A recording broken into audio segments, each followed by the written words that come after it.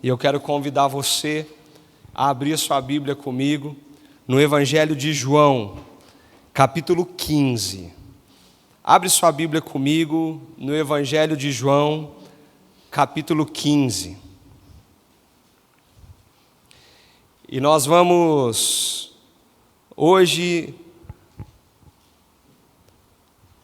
olhar de forma profunda, de forma tão graciosa para esse texto que vai do versículo 12 até o versículo 17. João capítulo 15, do versículo 12 ao versículo 17. Ouça com fé, irmão, a palavra do Senhor e deixe ela já falar ao teu coração, com as simples leituras das palavras que fluíram da boca do Senhor, do nosso Salvador. Diz assim, João 15, a partir do 12. O meu mandamento é este, que vocês amem uns aos outros, assim como eu os amei. Ninguém tem amor maior do que este, de alguém dar a própria vida pelos seus amigos. Vocês são meus amigos se fazem o que eu lhes ordeno. Já não chamo vocês de servos, porque o servo não sabe o que o seu senhor faz, mas tenho chamado vocês de amigos, porque tudo o que ouvi de meu Pai, eu lhes dei a conhecer. Não foram vocês que me escolheram, pelo contrário, eu os escolhi e os designei para que vão e deem frutos, e o fruto de vocês permaneça, a fim de que tudo o que pedirem ao Pai, em meu nome, Ele lhes conceda. O que eu lhes ordeno é isso, que vocês amem uns aos outros, que vocês amem uns aos outros. Você pode fechar os seus olhos mais uma vez? E da sua forma, da sua maneira, eu quero te dar essa oportunidade de pedir ao Senhor que fale ao teu coração através dessa mensagem. Que essa palavra transforme a tua vida.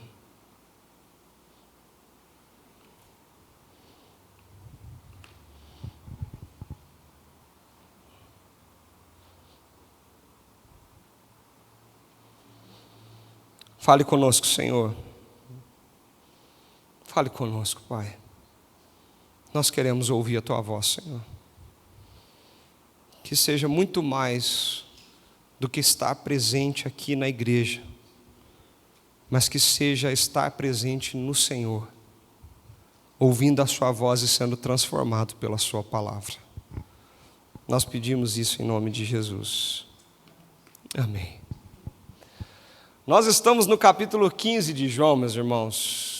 E nós estamos numa jornada tão linda e tão bela, aprendendo o que esse evangelho tem a fazer na nossa vida, porque a palavra do Senhor, ela faz algo em nós. Hoje eu quero convidar a cada um de nós a olhar com profundidade nesses poucos versículos que nós lemos, no centro deste capítulo, e olhar e aprender um pouco sobre quando o amor dá um novo sentido para a nossa vida, e como a gente pode viver, aplicar isso no nosso dia a dia. Mas para a gente entender um pouco melhor sobre isso que eu estou dizendo, eu quero convidar você a olhar ao redor e aquilo que a gente tem vivido nos nossos dias.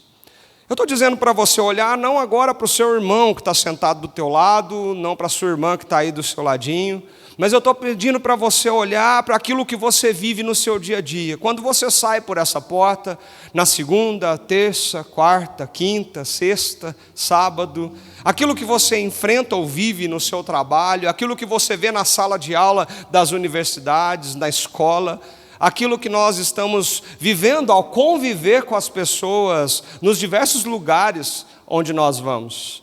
E nós vamos olhar para essa realidade, nós vamos perceber que o mundo hoje está vivendo essa grande crise, a crise de vínculos frágeis, vínculos quebradiços, mas que eles estão ainda denunciando algo que é profundo no nosso coração, que é uma fome por pertencimento.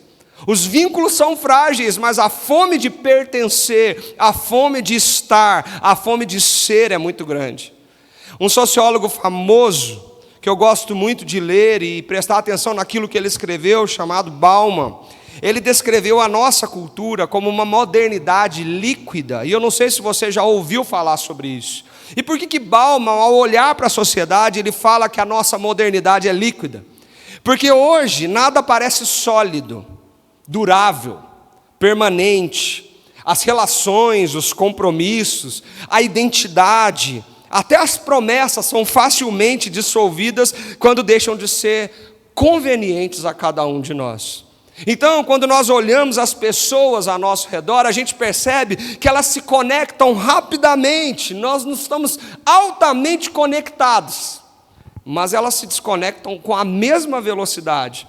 As pessoas estão muito conectadas umas com as outras, com a evolução da inteligência artificial, da internet. Hoje nós temos acesso ao outro lado do mundo, num clique. Mas mesmo assim, as pesquisas são muito evidentes que, mesmo tão conectados, o ser humano ainda se sente extremamente sozinho, extremamente vazio, um vazio que toma o seu peito. Por quê? Porque os nossos vínculos são descartáveis. As nossas relações têm se tornado superficiais a cada dia mais. A cada dia que passa, nós percebemos que aquilo que temos uns com os outros, ela se torna de uma forma tão utilitarista, porque o outro serve para mim quando me é conveniente. Eu quero estar próximo, eu quero estar perto, eu quero ter você comigo, se você puder fazer alguma coisa para mim. E se não for assim, eu não quero olhar para você, eu não quero conviver com você, eu não quero dividir espaço com você. Se você não serve para nada, você não serve para mim. Se você não dá nada na minha vida, você não serve para ser meu amigo, você não serve para ser minha amiga, você não serve para estar comigo na minha vida, para saber como anda meu coração. E a cada dia, essa sociedade frágil, essa sociedade líquida, ela tem tomado conta não somente das nossas relações no ambiente de trabalho, no ambiente de estudo, mas também no ambiente da nossa casa. Quando nós percebemos que as famílias hoje, elas não têm profundidade de relacionamento. Os casamentos hoje, eles são negociáveis. Por que negociáveis? Porque os vínculos são frágeis. Se você não me abençoa mais, se você não me oferece nada mais, por que eu tenho que ficar com você? Por que eu tenho que continuar do teu lado? Por que isso tem que permanecer? E nós descartamos pessoas. Descartamos pessoas. Eu não quero mais, eu não suporto mais, eu não preciso mais. E mesmo tão conectados como somos, estamos vivendo a profundidade de um vazio nos nossos relacionamentos.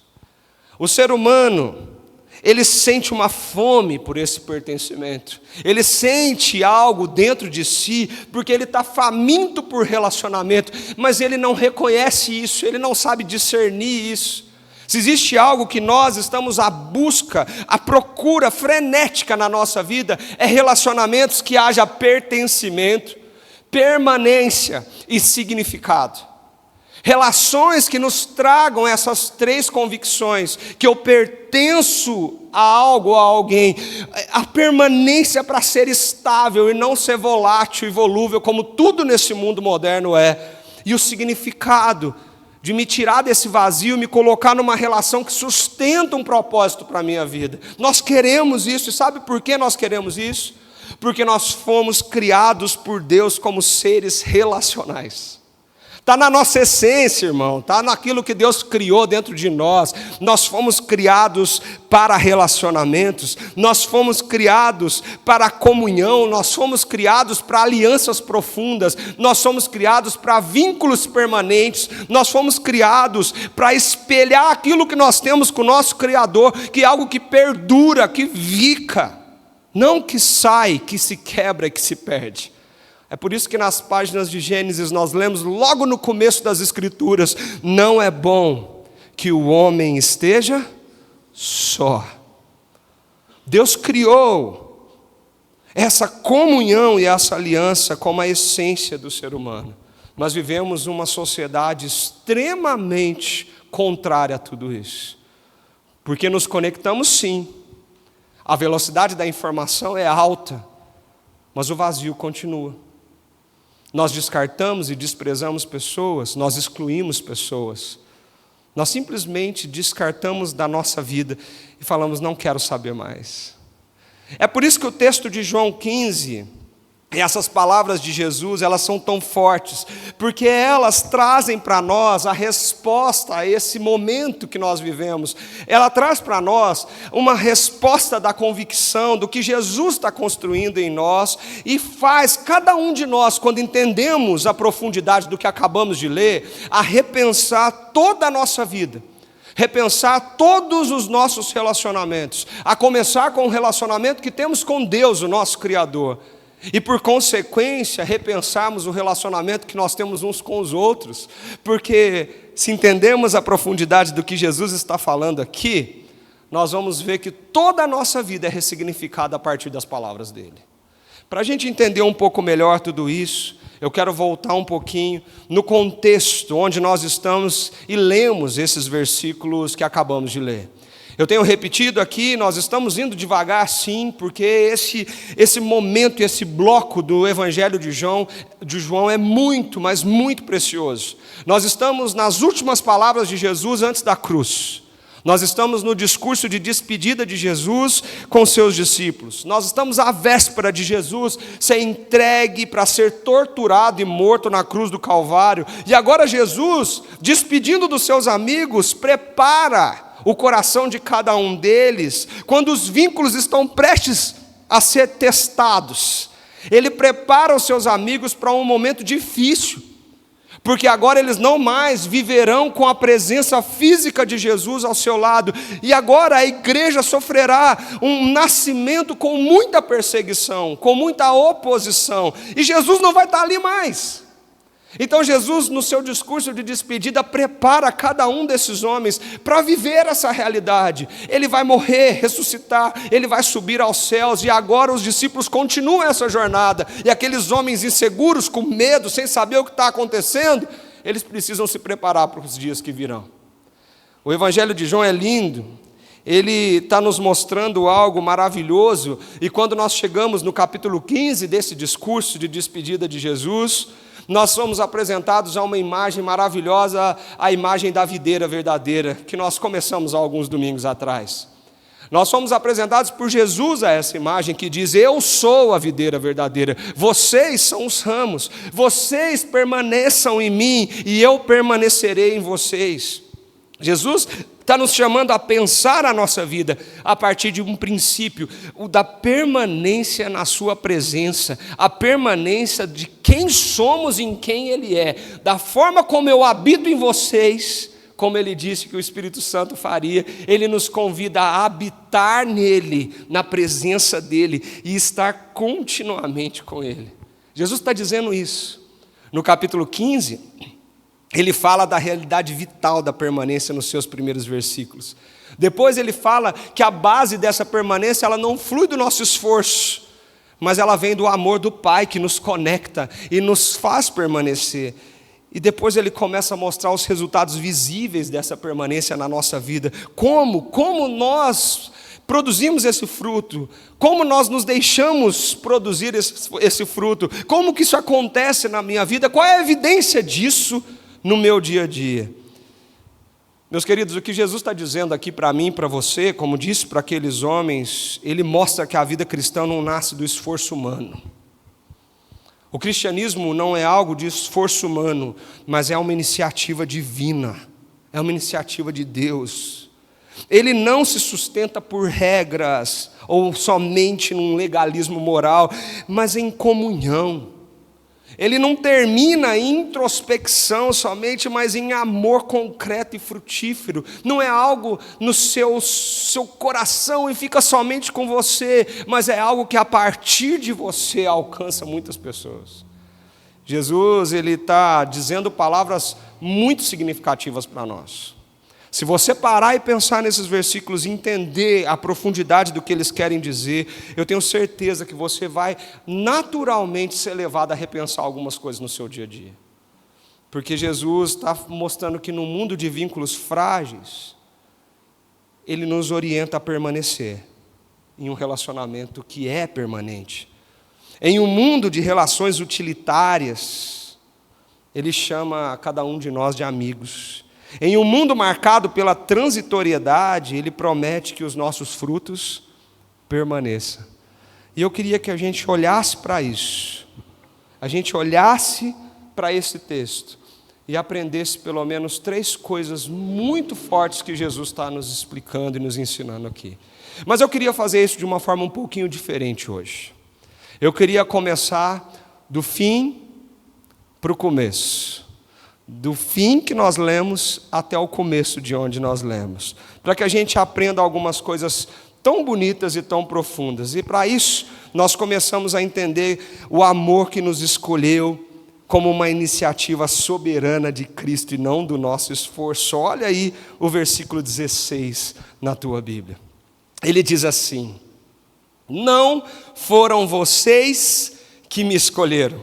Pelo contrário, eu os escolhi e os designei para que vão e deem fruto. E o fruto de vocês permaneça, a fim de que tudo o que pedirem ao Pai em meu nome, eu lhes conceda. Jesus declara algo muito, muito, muito enfático aqui. Ele diz: não foram vocês, eu escolhi vocês. Não foram vocês, fui eu. Esse verbo escolhi aqui, ele tem um lugar muito importante nessa frase, nessa afirmação de Cristo. Quando nós estudamos como isso foi escrito, na inspiração do Espírito Santo, como isso chegou até nós, quando olhamos para o grego, esse verbo está num tempo muito importante, chamado de auristo médio. Se você sabe um pouquinho de português, você sabe que esse tempo não existe no português. Esse é um tempo verbal grego. E esse tempo é importante por quê, irmãos? Porque o auristo médio, ele fala algo para nós. Ele poderia ter colocado outras conjugações verbais aqui, mas ele escolheu essa conjugação, porque ele estava tentando mostrar algo para nós, que existe uma ação decisiva, intencional e pessoal de Deus, partindo de Deus para conosco. E uma vez que ela é feita, ela é insolúvel. Uma vez que ela aconteceu, ela tem consequências, ela tem implicações, ela já aconteceu, e agora as implicações dela vão ao decorrer da nossa história. Toda vez que esse tempo verbal na conjugação de um verbo grego é usado, nós estamos falando que é algo que aconteceu, mas que implica, que tem implicações para a nossa vida. Jesus Cristo está levantando esse verbo eu escolhi, e dizendo sobre o propósito da sua vontade quando Ele olhou para você. Eu escolhi você. Ele é enfático no sujeito dessa ação. Ele diz: fui eu que escolhi você. E por que isso era tão necessário? Porque esse contraste explícito, ele é tão importante. Jesus diz: não foram vocês, não foi o esforço da mão de vocês, não foi a continuidade do lutar e suar a camisa, não foi a religiosidade de vocês, não é o mérito de vocês, não é o sobrenome de vocês, não é porque você nasceu na igreja e cresceu toda a sua vida frequentando uma igreja evangélica, não é porque você sempre leu a Bíblia, não é porque você sempre foi alguém santinho, direitinho, perfeitinho, e que sempre fez tudo do jeito que você achou que era o melhor. Não tem nada a ver com isso. Não é por isso que isso aconteceu. Ele diz: eu escolhi vocês, porque eu amo vocês. Apesar dos seus erros, apesar das suas falhas, apesar de quem você é, Jesus está projetando a nossa identidade num propósito tão claro, em algo tão bonito. Meu querido, você é a escolha de Deus, você é a escolha do Senhor. A iniciativa sempre foi de Deus. Quando a gente estuda o Evangelho de João, isso fica muito claro, muito claro. No capítulo 1 de João, nós ouvimos há alguns meses atrás que os filhos de Deus nascem não da vontade humana, mas de Deus. No capítulo 6 de João, nós ouvimos que ninguém pode vir a Cristo se o Pai não o trouxer. Em João 10, nós ouvimos que as ovelhas pertencem ao pastor antes mesmo de ouvi-lo. E agora em João 15, nós estamos aqui ouvindo algo tão impactante, tão profundo, que não é algo para um debate teológico de quem sabe ou deixa de saber, ou um julgar de quem é salvo e quem não é salvo, mas é um consolo pastoral sobre a realidade de homens frágeis, inseguros e com medo, vivendo vínculos quebradiços, que agora podem ter a sua segurança, a sua identidade, o seu sentido em Cristo. Eu escolhi vocês, e aquele que está na mão do Senhor, ninguém o tira. Aquele que vem, jamais despedirei fora. Jesus está assegurando isso como uma escolha eterna dele, que redefine completamente a nossa identidade. Meu irmão, nós temos algo tão precioso aqui, porque às vezes nós achamos que tudo que temos foi o suor do nosso rosto, foi suando a camisa que eu conquistei. Se eu sou quem eu sou, foi porque eu ralei muito. Se eu tenho o que eu tenho, é porque eu fiz por merecer. E a gente fala isso, verbaliza isso, escuta isso o tempo todo. E sem perceber, a gente leva isso para dentro da nossa espiritualidade e a gente começa a lidar com Deus nesses parâmetros. A gente acha que a gente é amiguinho de Deus, ou mais próximo de Deus, ou um filho mais querido e mais preferido. Por quê? Porque você ralou muito para conseguir chegar onde você chegou. Você leu muito, você estudou muito, você é muito, você fez muita coisa. Mas, na verdade, o que Jesus está dizendo aqui é que a iniciativa nunca foi sua. O mérito nunca foi seu. Sempre foi Deus. E se você olha para Jesus como Senhor e Salvador da sua vida, é porque Deus um dia olhou para você, abriu os seus olhos, porque Ele te amou até o fim. Como isso é lindo, irmãos. Como é bom, como é bonito olhar isso dando significado e propósito para a nossa vida. Ele diz: não foi vocês que me escolheram, eu escolhi vocês. E ele deixa muito claro: e eu os enviei, eu os designei para que vocês vão e deem fruto.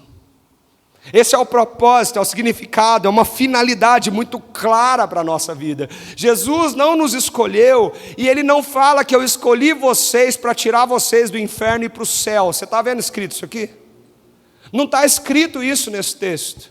A nossa espiritualidade, muitas vezes, a nossa religiosidade, ela projeta algo que não é as palavras de Jesus. Uma salvação que muitas vezes é sim utilitarista aos nossos olhos egoístas. Porque nós queremos um Deus que nos livre do mal e que nos leve para um lugar de paz, um lugar onde o sofrimento acabe. Nossa religião está ligada num conceito onde nós queremos nos livrar de tudo isso aqui para estar num céu que projetamos, onde nós estaremos bem.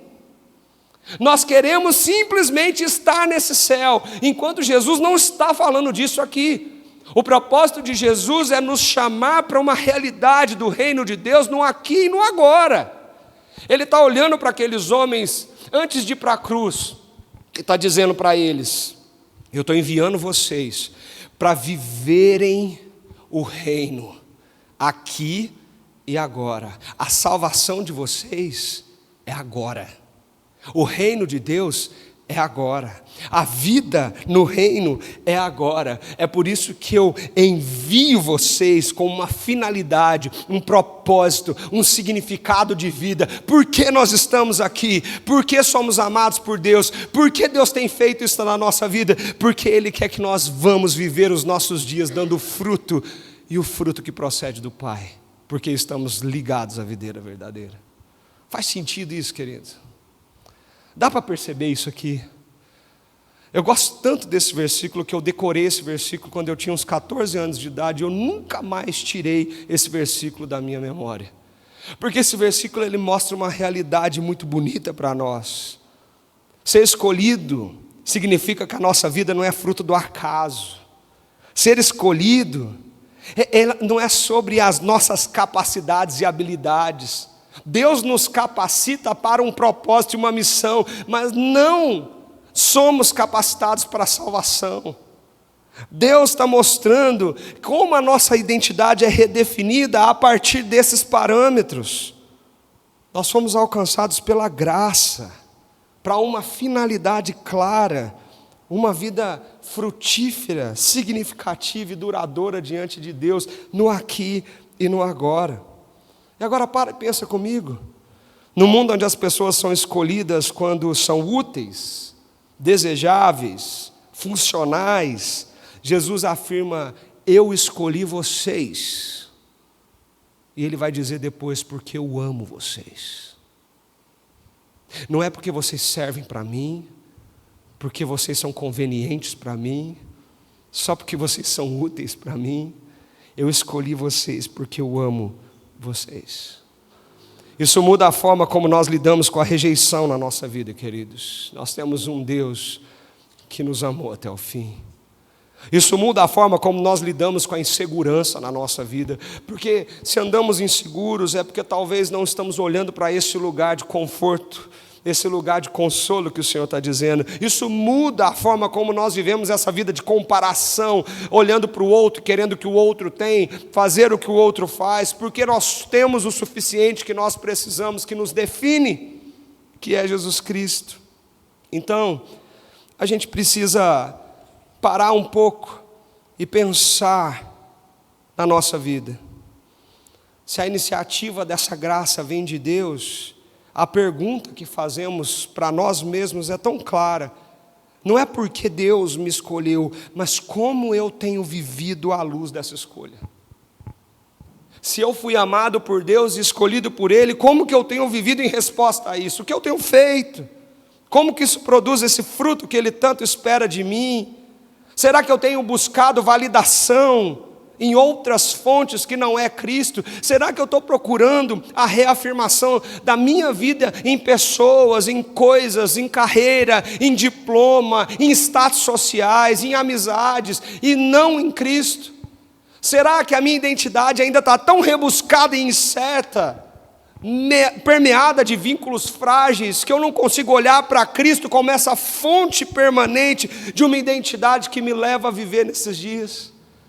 É por isso que eu começo esse texto do fim para o começo, porque entender isso vai facilitar a compreensão do que vem acima disso.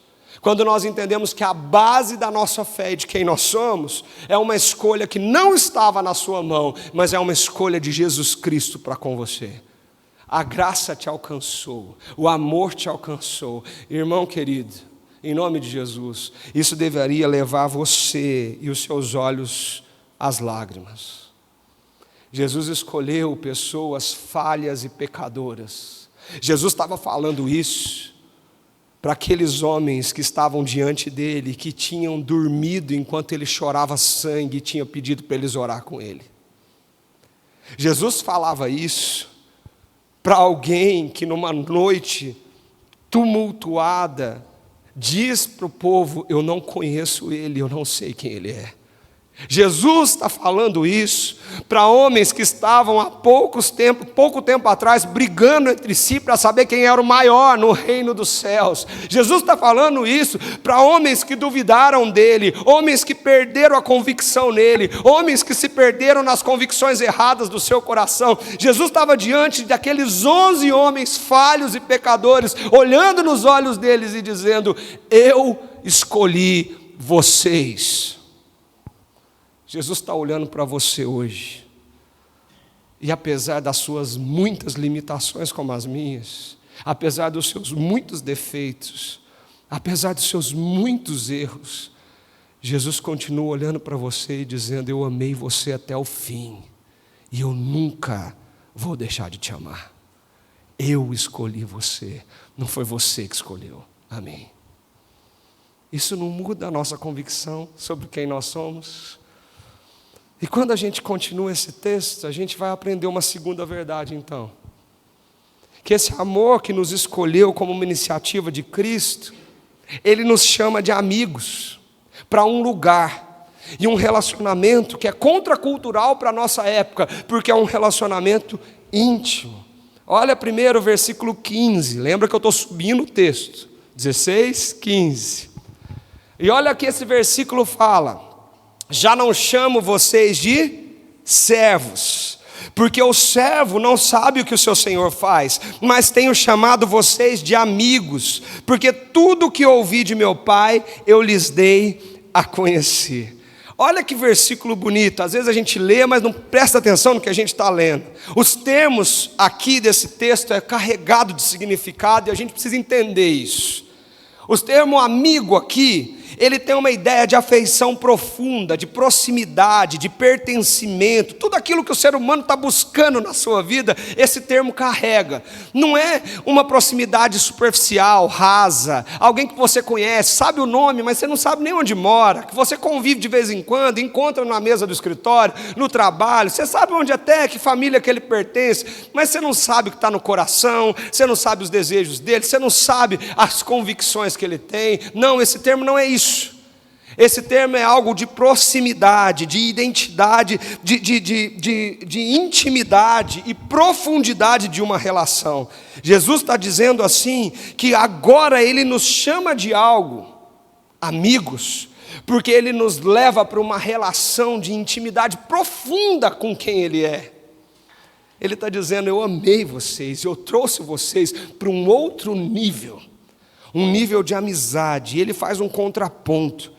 Ele diz: eu não chamo vocês de servos, eu chamo vocês de amigos. Essa palavra servo aqui, doulos, ela também é importante, porque servo, ele obedece sem entender.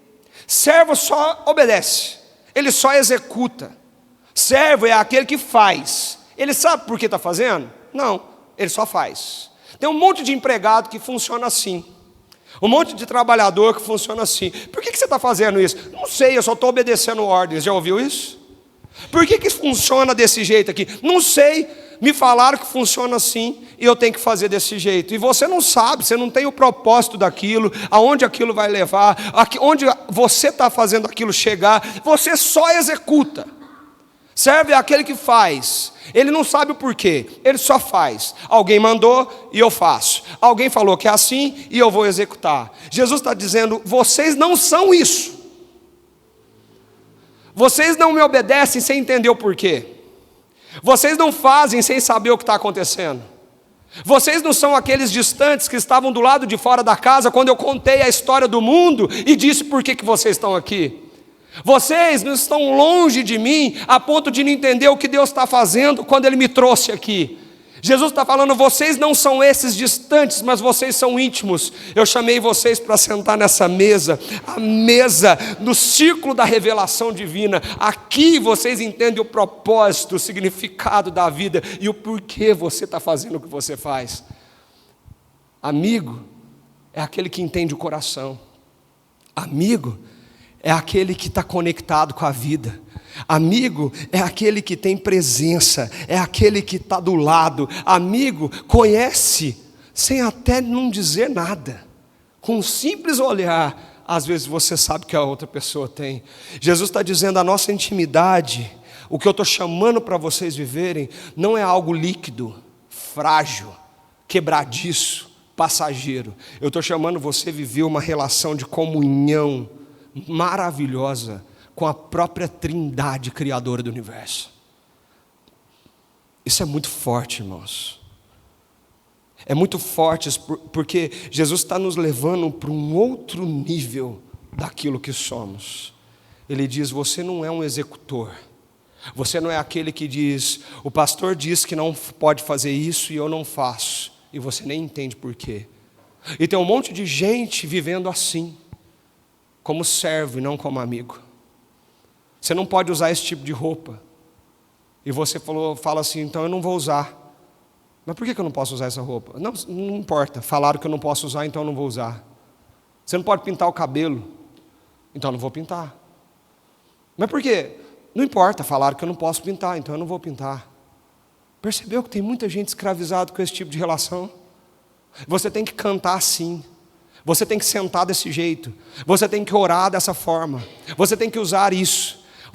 E de repente, os servos executam, mas não entendem o propósito, o significado, porque talvez não são amigos.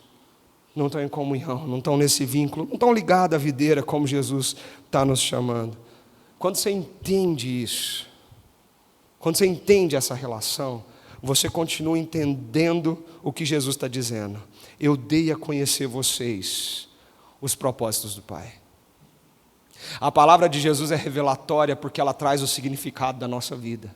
Ela traz o significado e o propósito que nós tanto buscamos em outras coisas. Nós buscamos nas pessoas, nós buscamos nas coisas, nos bens, nós procuramos esse propósito da vida. Por que eu tenho que acordar segunda-feira para trabalhar tanto, para ganhar um dinheiro que às vezes eu vou ter que usar e ainda nem vai dar para pagar os boletos que chegam lá em casa?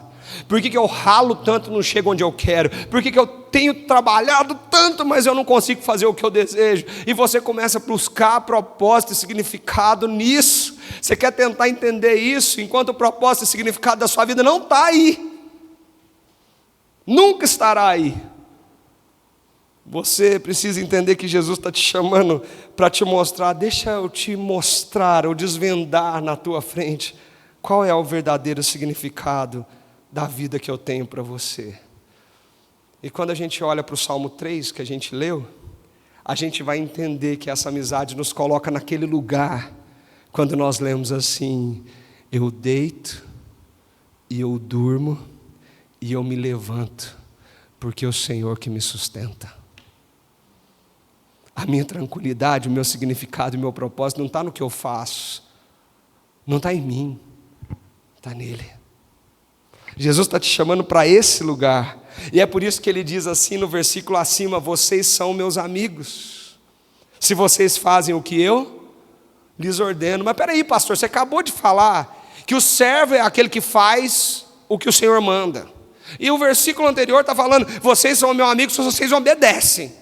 Não dá a impressão que Jesus está falando o contrário do que você acabou de dizer? Não, porque quando a gente alinha o nosso coração e entende que a ordem de Jesus aqui não é simplesmente uma tarefa a ser executada, mas a ordem de Jesus é um caminho a ser percorrido, é o reino de Deus. Ordem de Jesus é você viver esse reino na tua vida, é andar por essa trilha que te protege de todo o mal, é andar por esses caminhos do cuidado de Deus na sua vida, as convicções e a vontade, os valores, princípios do reino de Deus. Ele está dizendo: se vocês permanecerem aqui, o cuidado do Senhor é com você.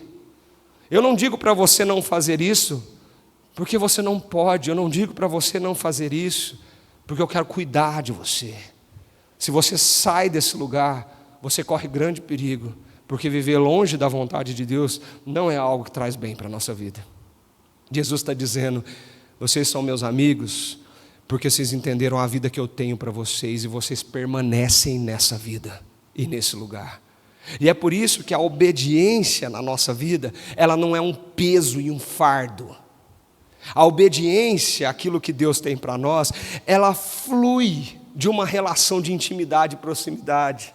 Ela flui dessa relação de amizade que Jesus nos chamou. Ela flui dessa relação que nós estamos perto, nós estamos próximos, nós conhecemos um ao outro. Eu sei o que está passando no coração dele. E quando ele fala sobre a ordem, os mandamentos, permaneçam nos meus mandamentos, ele está dizendo: essa relação que nós temos alinha o nosso coração para a vontade de Deus. Então fica fácil você viver nela. Fica fácil você me pedir alguma coisa. E é por isso que ele diz: tudo que você pedir, Deus vai te dar, porque o nosso coração está alinhado na vontade do Senhor, na vontade do Senhor.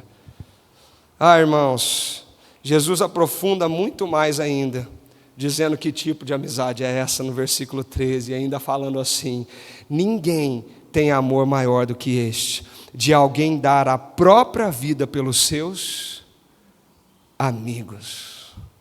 Não é uma relação de coleguismo, não é uma relação superficial, não é uma relação vaga, não é uma relação transitória. Jesus está dizendo: eu dei a minha vida por você, eu me entreguei por você, eu fui até o fim, eu fui até as últimas consequências para você estar comigo, porque eu amo você. Isso não é forte, gente? Isso não deveria impactar a nossa vida? Porque ser amigo de Jesus é viver uma relação de aliança, de intimidade, de compromisso. Ser amigo de Jesus é caminhar com Ele, conhecer seu coração, permitir que essa relação, ela redefina toda a nossa vida, as nossas decisões, os nossos afetos, as nossas escolhas, as nossas prioridades, a maneira como nós nos relacionamos com Deus, com as pessoas. Quando você vive na perspectiva desta amizade verdadeira com Cristo, essa vida compartilhada muda tudo em nós, porque é Ele, é a partir dEle. Na prática, queridos, muitos cristãos vivem como servos inseguros, muitos de nós, não como os amigos amados.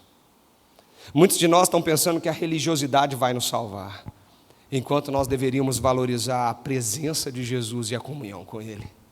Muitos de nós estamos achando que fazer coisa para Deus é o mais importante de tudo, enquanto Jesus está nos chamando para uma dimensão de entender a profundidade do que significa caminhar com Ele, andar do seu lado, senti-lo.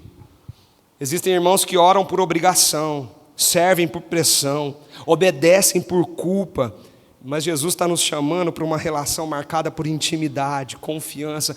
É esse suspirar profundo e dizer: Senhor, eu estou aqui, porque eu quero só estar com você. E a presença do Senhor vai tirando de dentro de mim tudo aquilo que está deixando tão conturbado o meu coração, porque essa presença é libertadora, ela é curativa. Quando a gente lê a Bíblia, quando nós oramos, quando nós vivemos a nossa fé, nós vamos aprendendo que isso flui naturalmente daqueles que entenderam que é uma amizade, que é um relacionamento, e tudo começa a ser alinhado na nossa vida de forma diferente. Se a gente está entendendo isso, a gente precisa nos perguntar uma segunda coisa: nós temos vivido a nossa fé como uma amizade com Cristo ou apenas um serviço religioso? Para um pouquinho e pensa aí no seu coração. Você é amigo de Jesus de verdade? De verdade? Você tem intimidade com Ele? Ou Jesus está longe, está distante, você sabe que Ele existe, você sabe que Ele fez, mas Ele está tão longe de você, você não fala com Ele, você não escuta Ele, você não sente a presença dele, você não tem durante a sua semana um tempo que você fica com Ele, porque Ele está longe, Ele está distante, você sabe dEle, mas Ele não é amigo, Ele não está perto, você não está vivendo isso. Será que nós conhecemos o mandamento de Jesus, mas será que nós conhecemos o coração de Jesus? Por que Ele disse para você que as coisas no reino de Deus funcionam dessa forma e não da forma como você quer? Aí você pergunta assim: é só porque Deus mandou? Se você conhecer o coração de Jesus, você vai aprofundar isso, e a obediência vai ser muito mais tranquila, muito mais suave, muito mais natural, vai ser algo que flui da sua vida. Você quer saber se você é amigo de Jesus mesmo? Pergunta para você: você tem separado tempo, atenção, afeto de verdade para essa relação que Ele mesmo está oferecendo? Porque Jesus, o nosso Jesus, Ele está de braço aberto dizendo para você: vem. Sabe o que é triste, gente? É que na maioria dos nossos dias que Ele está com esses braços abertos esperando você, você vira as costas e dorme. Na maioria dos dias, quando Ele está de braços abertos esperando você, você nem vê isso. Na maioria dos dias que Ele está de braços abertos chamando, esperando você, você vai para longe procurar a solução da sua vida em outras coisas e não nos braços dEle. Você é amigo de Jesus? Você realmente é amigo de Cristo? E se você entendeu que a iniciativa de Deus nos escolheu nesse amor, se você entendeu que realmente nós somos amigos desse amor que nos chamou, aí agora fica muito mais fácil você começar o texto que nós lemos e entender que nós somos chamados para uma missão e um propósito. Nós somos chamados para amar e viver o amor que ressignifica a nossa vida. Olha o que está escrito no versículo 12. Vamos ler junto comigo? Todo mundo? O meu mandamento é este: que vocês amem uns aos outros, assim como eu os amei. Só você ler o português, isso aqui já fica muito claro e evidente do que Jesus está falando. Uma vez que você entendeu o chamado do Senhor, uma vez que você entendeu que tipo de relação e a profundidade dela na tua vida, a hora que você olha para isso, você entende o significado e o propósito que existe nos seus dias. Por que eu estou aqui? Ele está me chamando para quê? E ele diz: o meu mandamento é esse, o mandamento que eu quero que vocês permaneçam, que vocês vivam, que vocês expressem nos seus dias.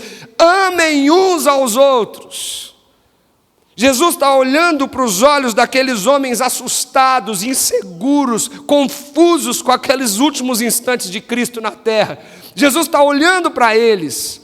E esse texto é tão importante, porque se o mundo viu a encarnação de Cristo e viu o amor de Deus expresso em Cristo, na pessoa de Jesus, fazendo milagres, acolhendo pessoas, abraçando quem nunca foi abraçado, Jesus expressando esse amor em tudo que ele fez. Agora Jesus olha para aqueles homens e diz: isso não para, isso vai continuar. Eu não vou estar mais aqui com vocês, mas o mundo vai continuar vendo isso acontecendo através de quem? De vocês. Você vai manifestar esse amor agora. Vocês vão continuar o que eu comecei. Vocês vão continuar vivendo isso. Por isso que o meu mandamento, a essência do que eu estou dizendo para vocês é: amem uns aos outros. A palavra mandamento aqui é tão forte, ela não é uma novidade no Evangelho. Mas Jesus coloca isso tão enfático: o meu mandamento. É como se ele estivesse resumindo a mensagem dele, falando assim: vocês entenderam? Vocês entenderam o significado e o propósito da vida de vocês? O significado e o propósito da vida de vocês é continuar o que eu comecei. É dar continuidade a isso que já é evidente comigo, mas agora será evidente através da vida de vocês. Aquilo que antes era sustentado pela presença de Jesus, agora precisa ser mantido pela prática visível do amor de Cristo entre os discípulos.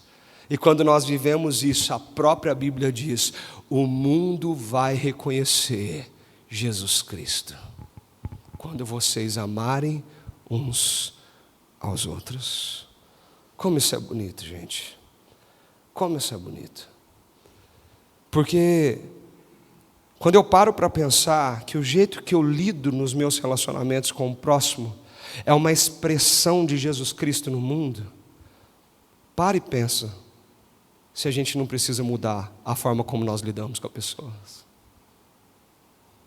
Se o que você faz com o outro é o maior testemunho de Cristo na sua vida, pare e pensa se você não precisa mudar a forma como você lida com as outras pessoas. Eu gosto desse texto porque o padrão é estabelecido pelo próprio Cristo. Ele diz: amem uns aos outros. E ele coloca o padrão. Ele diz: assim como eu os amei. Assim como eu os amei. O padrão é Jesus que estabelece. O padrão não é o do seu jeito. Até onde eu dou conta. O quanto eu aguento. Porque o que pisa no meu calo, eu descarto mesmo. Pastor, eu não dou conta.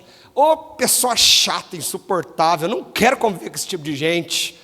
E aí você começa com aquele tanto de coisinha e falando assim: ai, mas olhou torto para mim, não vou mais conversar com ela. Ai, não falou bom dia para mim a hora que entrou na porta da igreja, eu não quero mais saber dessa pessoa. Ai, a hora que entrou lá em casa, falou de um jeito que eu não gostei, com o nariz torto, que não sei o quê. E a gente começa a levar as nossas relações para um nível muito diferente do que Cristo fazia. E a gente fala: eu não dou conta, eu não consigo, eu não posso, eu sou limitado. E Jesus está falando: eu te capacito para você amar como eu amei. Eu te ordeno amar como eu amei. Eu te envio. A missão da sua vida não é ganhar dinheiro e ter o que você quer. A missão da tua vida é amar as pessoas como Cristo amou. O grande significado do ser humano é a continuidade da obra de Deus em Cristo Jesus. E quando nós entendemos isso, isso muda muito. A pergunta é: como Jesus nos amou? Para pensar comigo aqui, irmão. E quando eu for falando as coisas aqui, eu queria que você pensasse como que andam as relações que você tem com as pessoas. E comece a comparar essa forma de que Cristo amou e a forma como você tem amado. Porque o amor de Jesus, ele é encarnado. É um amor real, não é um amor à distância. Um amor vulnerável, um amor que desfalece, se liquefaz, é um amor presente. Ele compartilhou a vida, ele sentou na mesa, ele caminhou longas estradas, ele ouviu perguntas ingênuas, ele chorou com aqueles que choravam de tristeza, ele permaneceu nos conflitos reais do convívio humano. Seu amor sempre teve tempo, proximidade e envolvimento.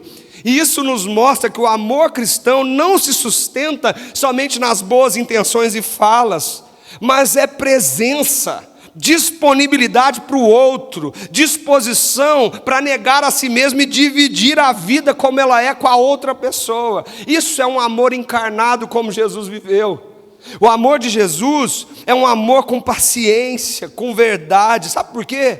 Jesus confrontou o pecado, mas não para excluir o pecador, para humilhar e fazer algo à exclusão daquela pessoa. Ele corrigiu sem esmagar. Ele expôs erro sem retirar a dignidade. Jesus jamais negociou a verdade para preservar relações. Jesus falou a verdade em amor para conquistar a pessoa para si. E ele diz para nós: é assim que eu quero que vocês amem. Caminhem junto como eu caminhei. Apontem o caminho, a direção. Sustente o outro para essa real transformação. Porque é isso que o amor faz. É permanecer do lado do outro enquanto Deus opera o próprio plano dele de restaurar tudo que ele está fazendo e não é você. O amor de Jesus é sacrificial, porque o amor de Jesus é aquele que ele mesmo diz: eu dou a própria vida pelos meus amigos. O amor de Jesus é aquele que pode ser projetado na nossa vida como renúncia, abrir mão dos nossos direitos, preferências, confortos, é a favor do outro, é colocar o outro acima dos nossos próprios interesses, é olhar para o outro e amá-lo mais que você mesmo, porque foi assim que Jesus fez. Ele morreu porque Ele te amou.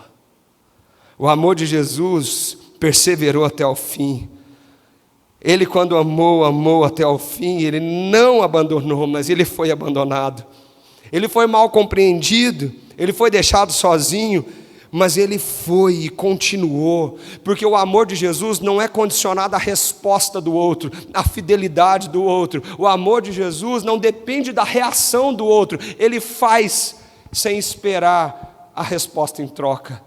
No mundo tão utilitarista, o amor de Jesus nos ensina a esperar menos e amar mais, a fazer mais, escolher mais.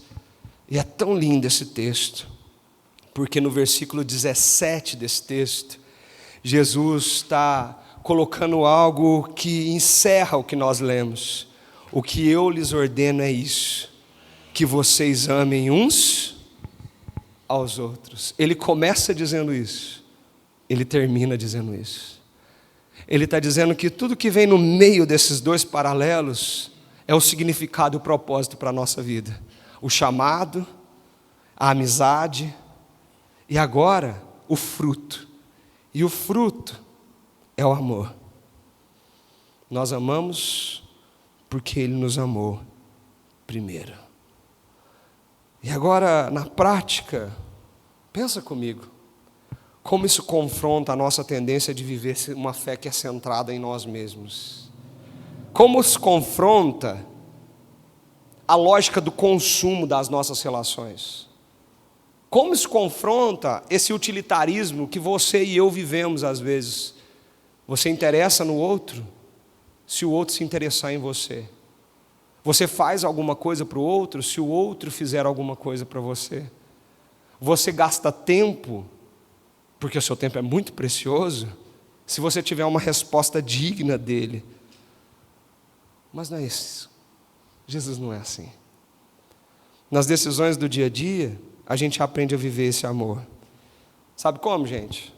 Ouvir quando a gente está cansado, perdoar quando a gente foi ofendido, ferido, machucado, permanecer quando é mais fácil ir embora. É muito mais fácil você deixar algumas relações e falar assim: ai, chega, cansei. Não é? Jesus não deixou ninguém por isso. Imagina se Jesus olhasse para você e falasse isso: ai, cansei, chega. Nossa, todo domingo eu falando lá, no ouvido, na orelha desse povo, esse povo continua do mesmo jeito. Cansei. Jesus não trata a gente assim. É a gente entender que a gente vive isso nas pequenas escolhas do dia a dia. Quando a gente reconhece as pessoas, quando a gente acolhe as pessoas, quando a gente traz essas pessoas para perto, quando a gente muda a forma como nós enxergamos elas, quando nós evitamos o preconceito, quando nós evitamos essa distância e começamos a fazer o que Jesus fez, abrir os braços para receber de uma forma maravilhosa aqueles que são amados por Deus. Dentro da igreja, que é o corpo do Senhor, a família do Senhor, nós temos aqui um espaço privilegiado para viver isso. É aqui que o amor é testado, é visível, de tal forma que a Bíblia afirma com todas as letras que quando o mundo olha para cá e vê esse amor em nós, eles enxergam Jesus ao reconhecer que somos seus discípulos. Era assim que Atos vivia. Atos 2 diz que aquela igreja vivia isso de uma forma tão linda que eles contavam com a simpatia de todo o povo, e o Senhor ia acrescentando a cada dia os que seriam salvos. Por quê? Porque esse amor era real, esse amor de se gastar, de abrir mão, de suportar, de ser fiel. A pergunta para você, meu querido, é: você está disposto a viver esse amor como ele viveu? Ou melhor, é assim que você tem vivido as suas relações? Porque esse é o fruto mais evidente de um galho que está ligado na videira verdadeira. Para a gente concluir, eu queria que você pensasse: o que tudo isso tem a ver com a minha vida? Tem muito a ver com a sua vida. Porque tudo isso redefine quem eu sou nos meus dias. A minha identidade, ela não começa no meu desempenho, no meu cargo, no meu sucesso, nos que os outros pensam sobre mim. De segunda em segunda, eu acordo não para provar meu valor, mas para viver a partir de um valor que já me foi dado em Cristo Jesus. Isso muda completamente, irmãos, a forma como eu enfrento as críticas, os fracassos, as inseguranças, as comparações, porque na prática não precisa se justificar o tempo todo, não precisa viver refém da aprovação das outras pessoas, você não precisa carregar sozinho esse negócio de vai ter que dar certo. Sabe por quê? A sua identidade está em Cristo Jesus e Ele está fazendo a obra no teu coração e na tua vida. Então isso muda tudo sobre quem eu sou nos meus dias. Isso redefine como eu me relaciono com Deus. Pensa nesse texto que eu expliquei aqui para vocês. Se Cristo me chama de amigo, a minha vida espiritual não pode continuar a ser mecânica, porque Ele não te chamou para uma relação de religiosidade vazia, Ele não te chamou para cumprir tarefa, Ele te chamou para ser amigo. A sua vida espiritual não pode ser apressada, utilitária. A amizade exige tempo, escuta, presença. E se você não se dedica a Jesus dessa forma, você precisa redefinir os parâmetros da sua relação com Deus. Porque esse texto nos ensina isso. A oração precisa deixar de ser apenas um pedido e se tornar uma conversa, um desfrutar da presença gloriosa do Pai. A Bíblia, irmãos, precisa deixar de ser uma obrigação e passar a ser um encontro com a vontade e o coração do meu amigo. Você precisa desfrutar e amar estar nesse lugar, esse lugar chamado Jesus. Isso tudo redefine como eu me relaciono com as pessoas. Não muda? Não muda, não faz a gente pensar: se eu fui amado com um amor sacrificial, eu não posso mais tratar as pessoas como descartável. O mundo está tratando assim, mas você não pode. Se você entendeu isso, você não pode. O amor de Cristo reorganiza as minhas relações, minha família, meu casamento, as relações profissionais, comunitárias. Porque a gente sabe que amar como Jesus amou vai custar tempo, paciência, renúncia, permanência. Vai ser uma decisão espiritual na nossa vida, amar como Cristo amou. E isso vai redefinir toda a relação que você tem com qualquer pessoa nesse mundo. Porque agora você não olha para você, você olha para Jesus. E o parâmetro não é o seu sentimento. O parâmetro não é o que a pessoa pode te oferecer. O parâmetro é amar como Jesus amou. Isso redefine tudo sobre o propósito da minha vida, porque minha vida não é medida por resultados imediatos, mas por fidelidade. É por isso que esse texto de João 15, ele fala tanto e usa tanto uma palavra: permaneçam. Permaneçam em mim, permaneçam nesse amor, permaneçam nessa missão, permaneçam na minha vontade. Essa é a missão da sua vida, esse é o propósito que você tem. Eu queria terminar trazendo 5 perguntas para você levar para sua casa. E eu fiz questão de colocar essas perguntas num slide só, que eu queria, depois que a gente tiver as 5 aqui, você tirasse uma foto e você levasse para essa semana isso, para você pensar e refletir na tua vida a partir delas, diante de tudo isso que a gente escutou. A primeira delas é essa: onde eu tenho buscado o meu valor de fato? Onde que eu estou buscando isso? A minha identidade, a minha segurança, quem eu sou? Será que é no meu desempenho, no reconhecimento das pessoas, no sucesso profissional? Ou será que é na aprovação e no amor de Deus? O desafio para essa semana é você parar um pouquinho e identificar situações que despertam ansiedade em você, insegurança em você, que leve conscientemente isso em oração para Deus, lembrando que a sua vida foi uma escolha de iniciativa do Pai, e Ele te ouviu, Ele te amou, Ele te escolheu e foi até o fim. Uma segunda pergunta é: a minha fé é amizade ou obrigação?